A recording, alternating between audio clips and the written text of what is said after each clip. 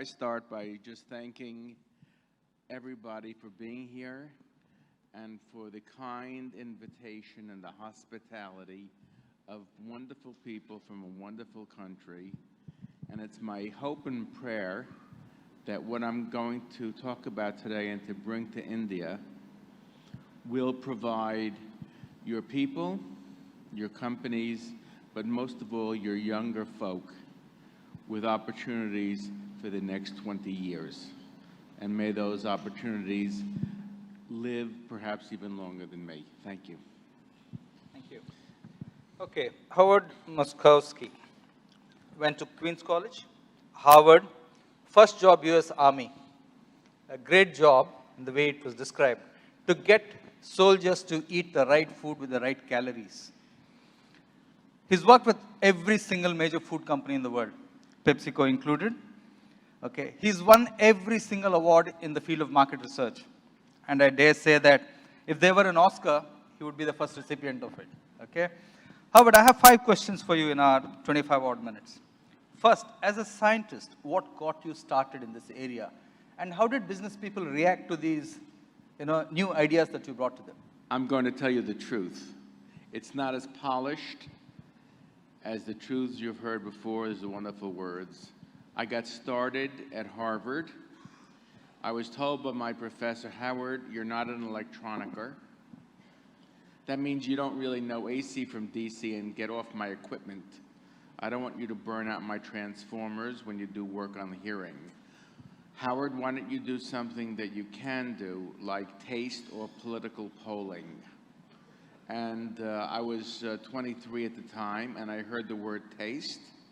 And so I realized nobody knew anything, and if I was going to get out of Harvard with a PhD, I might do taste. And therefore, I did work on taste. And that's the start of my career. The end of my career now, I'm almost 73. It's political polling, and we'll talk about that later. I was in part responsible for Mr. Trump's victory. So I've taken out extra insurance coming to India just in case there are a variety of Democrats. I also have a New York City sense of humor. One has read a lot about food optimization, a concept that you enunciated. What does it mean, and how does it apply to a country like India, and what can we learn from it? Well, that's a wonderful thing. First of all, I want to thank you from Pepsi, because it was Pepsi-Cola in 1974 with my associate Barry Jacobs. And I came to Pepsi when I was a government scientist after a meeting with the American Society of Testing and Materials. And Barry Jacobs said, we have some problems. Do you think you can go to the R&D facility in Long Island City and explain to us how we might make better products? Make it closer, because my voice doesn't carry. Otherwise, I'd have to yell. So I said, okay, let me go to Long Island City. And they were very kind. And in fact, I said, the only way I know how to make a better product is to systematically vary the ingredients. And this is very important. Vary what is under your control scientifically, highs and mediums and lows. And Barry and Archie Porter were there, head of R&D. They did it, and it worked. We got some winning products. And from that, I realized that companies, no matter how large they are, Unilever, Pepsi-Cola, General Foods, Procter & Gamble, really did not know how to make products better. They had a lot of data on their products, but they never systematically created different new test products, evaluated them, and built models. So to answer your question, Pepsi accepted it. Unilever accepted it. I was bodily thrown out of a variety of companies, many of which are here today. And I won't mention their names because it's embarrassing. But it was a mixed reaction. There were a number of companies that really accepted systematic variation, and a lot of companies that did not. But every company, whether it was Pepsi or Tropicana. You've all had orange juice with pulp, I think, or Maxwell House Coffee. Any company which systematically did the experiments, which varied the products, ended up winners. That's how I got into the business. Give us how you developed both Cherry Vanilla Dr. Pepper, which was completely off the charts for Cadbury Schweppes, as well as Prego Chunky. What led you to, really these rockbuster innovations? Well, first of all, I'm not an innovative person. I was a scientist. I still am a scientist. And I simply was able to convince the people at Cadbury Schweppes, Dr. Pepper, the people at Campbell's Soup, Prego, to systematically vary the products. That was the biggest achievement. And once they made the different products and tested them with 50 or 100 people per product, they found out these remarkable developments. That's also something that I want to leave with India, that India can become a powerhouse. All of the world's food companies, and in fact, many of the consumer product companies, not food, health and beauty aids, are what we say in America, sitting ducks. I like to repeat that in case I wasn't clear. All of the companies in the world in food, many of them in health and beauty aids, are sitting ducks. That is to say, India can become a powerhouse of product development and design, not so much by outspending these companies as by doing simple experiments, the way I did it for Campbell's Soup.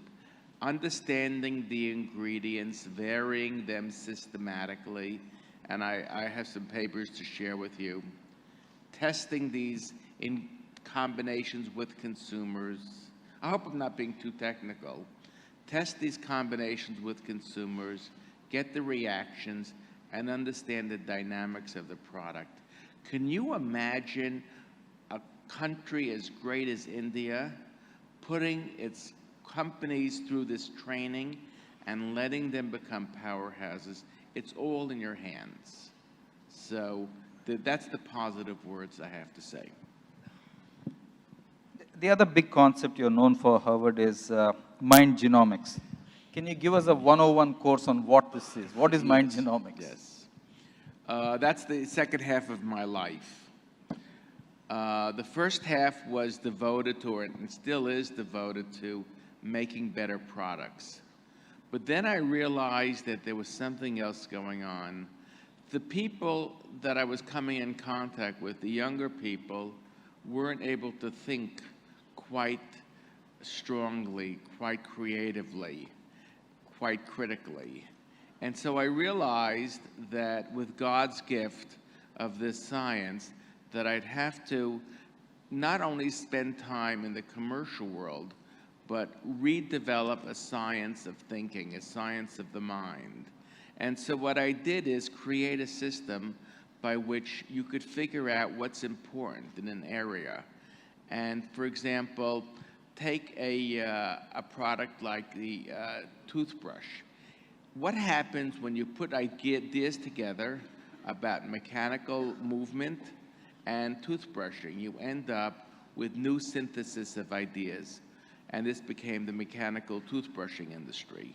So mind genomics is simply putting together ideas, combining these ideas, testing them with consumers, getting at the reactions, and building a science of any topic, any experiential area from the bottom up.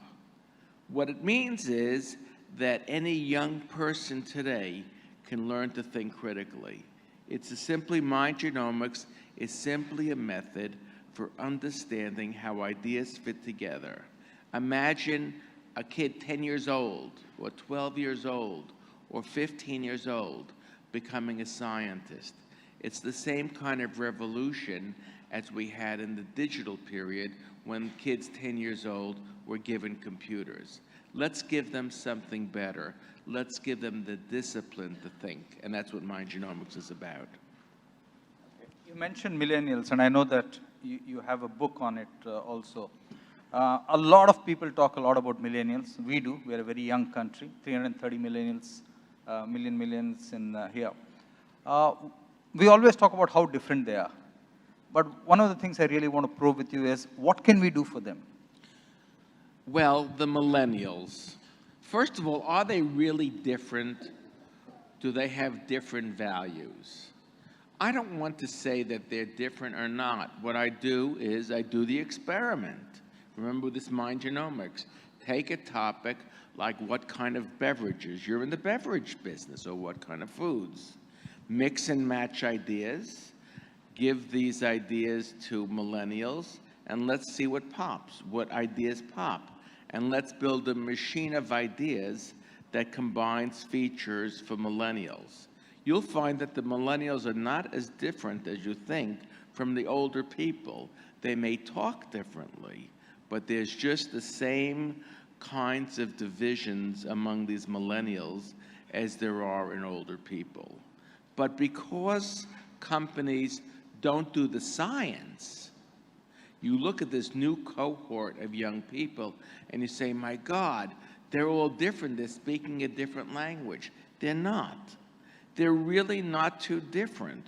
All you have to do is be able to speak with them and know what makes them tick, and it's not so different. We do work, for example, in wine. We thought that the millennials are very different in what they like. They're not different in what they like. They just will buy it differently. They respond to different messages. This is something that Howard did, which most people didn't expect. He went to 102 black people and asked them, what is it that you expect of the next president of America? And he said they expected the following: lowering of taxes, wanted a strong leader, wanted to create more jobs, change the tax code, help small companies win, make college affordable, and improve the US financial health. And Howard was one of the first people who said, you must vote for Trump and not Hillary Clinton. So I want to know what prompted you to do this, because in that article it said that Trump team refused to comment on this. Yes. It was July 2016, and along with Mind Genomics, this effort to teach people how to think, we also have an effort called Vox Populi, to use Mind Genomics to make governance open and visible to all people. And we had one of the campaign people, Daniel Gulbinovich from Trump, say, yeah, we'd be interested in seeing the issue. And the question we have is, what do we say to blacks, African Americans?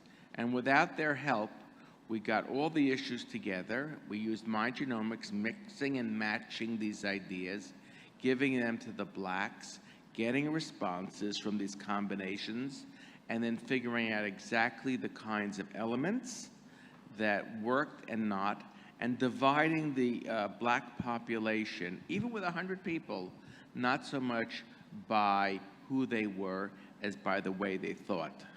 And from that, we were able to identify exactly what Mr. Trump should say. And if you look at Mr. Trump's actions around Labor Day, the beginning of September, he all of a sudden went from being off strategy and talking about everything to talking for 2 weeks about facts, the facts that we gave him. And again, I'm an iconoclast, as you might be able to sense, and all of this is 10 to 15 years ahead of when it will be accepted, just like the work with Pepsi was 15 years ahead. So I don't expect to live to see the real implementation of Mind Genomics to help government, or Mind Genomics to help the Indian youth think more critically and become powerhouses, but I'm planting the seed anyway. You didn't recommend the wall. Pardon me? You didn't recommend the wall to Mr. Trump. Well, Mr. Trump has got his own agenda, and would it surprise you to know that I'm apolitical? I'm really not interested in politics. I'm interested in people and a better world but not at all in politics. You think the work you've done right now, predicting this, will have a big future in the political landscape of many other countries? I'm hoping, with God's help, that it will. I know that already in the United States, in the state of Wisconsin, they're seriously considering using this to help frame public policy. And I believe that once the citizens can see on a computer, on a table, a statistical table, what are the ideas that are important, what are the ideas that are popular and not popular, they'll be able to be better informed.